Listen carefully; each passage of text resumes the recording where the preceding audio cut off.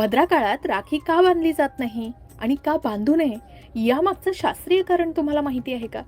चला जाणून घेऊया. भद्रा काळ हा हिंदू शास्त्रानुसार अशुभ मानला जातो, विशेषतः रक्षाबंधनासारख्या शुभ कार्यासाठी. रक्षाबंधन हा सण श्रावण पौर्णिमेला साजरा केला जातो, परंतु भद्रा काळात राखी बांधणं वर्ज्य आहे, कारण या काळात शुभ कार्य करणं अशुभ परिणाम आणू शकतात अशी मान्यता आहे. मग भद्रा काळाबद्दल सविस्तर माहिती जाणून घेऊया. सोबतच या काळात काय करावं आणि काय करू नये याबद्दलही माहिती बघूया. सर्वात आधी भद्रा काळ म्हणजे काय हे बघूया. भद्रा ही सूर्यदेवाची मुलगी आणि शनिदेवाची बहीण आहे अशी पौराणिक मान्यता आहे. ज्योतिषशास्त्रानुसार भद्रा ही पंचांगातील विष्टीकरणाशी संबंधित आहे आणि ती 3 लोकांमध्ये म्हणजे स्वर्गलोक, पाताळलोक आणि मृत्यूलोक याचं विचरण करते. मृत्यू लोकात म्हणजे पृथ्वीवर भद्रा असताना ती अशुभ मानली जाते, कारण ती शुभ कार्यामध्ये अडथळे आणू शकते. भद्रा काळ हा चंद्राच्या विशिष्ट राशींवर जसं कर्क, सिंह, कुंभ, मीन याच्यावर अवलंबून असतो, जेव्हा ती मृत्यू लोकात असते. भद्रा काळ हा पंचांगानुसार ठरतो आणि सामान्यतः तो काही तासांपासून ते अर्ध्या दिवसापर्यंत टिकू शकतो. या काळात राखी बांधणं टाळावं, कारण असं मानलं जातं की भद्रा काळात राखी बांधल्यास भावाच्या आयुष्यावर नकारात्मक परिणाम होऊ शकतो. जसं पौराणिक कथेनुसार शूर्पणखाने भद्रा काळात रावणाला राखी बांधली होती, ज्यामुळे रावणाच्या कुळाचा नाश झाला. आता यंदा 2025 मध्ये रक्षाबंधन 9 ऑगस्ट रोजी साजरा होणार आहे.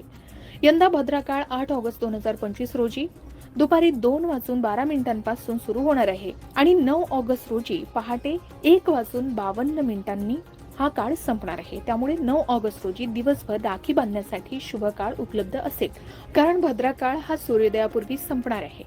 परंतु पंचकही असणार आहे, शिवाय पौर्णिमा तिथी ही दुपारपर्यंतच असणार आहे. त्यासाठी आपण तज्ञांचा सल्ला घेऊ शकता. शिवाय काही पंचांगानुसार भद्रा काळाचा प्रभाव हा चंद्र मकर राशीत असताना कमी होतो, कारण तेव्हा भद्रा पाताल लोकात असते. त्यामुळे 2025 मध्ये रक्षाबंधनावर भद्राची अशुभ सावली नसणार आहे आणि राखी बांधण्यासाठी कोणताही वेळ शुभ असणार आहे. म्हणूनच आपल्या भागातील तज्ञांच्या सल्ल्यानुसार आणि पंचांगानुसार राखी बांधण्यासाठी योग्य मुहूर्त निवडावा. आता भद्रा काळात काय करू नये, तर भद्रा काळात भावाच्या मनगटावर राखी बांधू नये, कारण यामुळे अशुभ परिणाम होऊ शकतात. गृहप्रवेश, विवाह, मुंज, यज्ञ, नवीन व्यवसाय सुरू करणं किंवा इतर मांगलिक कार्य करणं या काळात करू नये. भद्रा काळात चाकू किंवा धारदार वस्तूंचा वापर टाळावा, कारण यामुळे नकारात्मक परिणाम होऊ शकतात.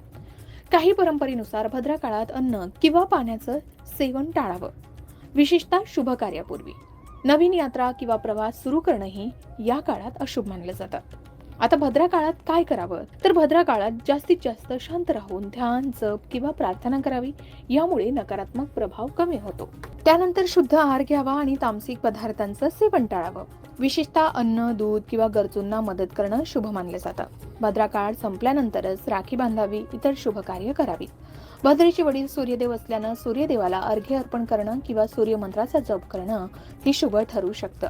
तर यंदा भद्रा काळ 9 ऑगस्ट रोजी पहाटे 1:52 संपणार आहे. त्यामुळे सकाळी सूर्योदयापासून दुपारी 2:15 सौभाग्य योग आणि सर्वार्थ सिद्धी योग असेल, जो राखी बांधण्यासाठी अत्यंत शुभ आहे.